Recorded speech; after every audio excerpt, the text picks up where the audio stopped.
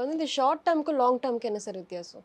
ஒவ்வொரு அசெட் கிளாஸ்க்கும் as per income tax act வந்து டிஃபைன் பண்ணியிருக்காங்க. கேபிட்டல் கெயினில் பார்த்தீங்கன்னா டிஃபைன் பண்ணியிருக்காங்க. For example equity mutual fund or ஈக்விட்டின்னு வச்சிங்கன்னா லெஸ் தென் 1 இயர் வந்து ஷார்ட் டேர்ம். நம்ம இன்னைக்கு வாங்குறோம், ஒரு 3 மாசத்துல வித்துறோம்னா ஷார்ட் டேர்ம். மோர் தென் 1 இயர்னா லாங் டேர்ம். ஸோ அப்போ அதை புரிஞ்சுக்கணும் நம்ம. அதே மாதிரி ரியல் எஸ்டேட்னா 24 மந்த்ஸ் இருக்கு. ஸோ அப்போ ஒவ்வொரு அசெட் கிளாஸுக்கும் இந்த long term, short term டெஃபினேஷனே vary ஆகுது. ஸோ அதுக்கு தகுந்த மாதிரி தான் கேபிட்டல் கெயின் டேக்ஸ் சேஞ்சஸ் இருக்கும். இப்போ லாங் டேர்ம்னா ஒரு டேக்ஸ் ரேட்டு, ஷார்ட் டேர்ம்னா ஒரு டேக்ஸ் ரேட்டு. அது depends on the asset class, the tax percentage also vary ஆகும்.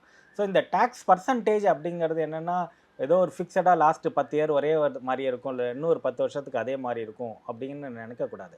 அதனால தான் இந்த டேக்ஸ் கொஞ்சம் கூட காம்ப்ளிகேட்டட் அப்படின்னு சொல்கிறது.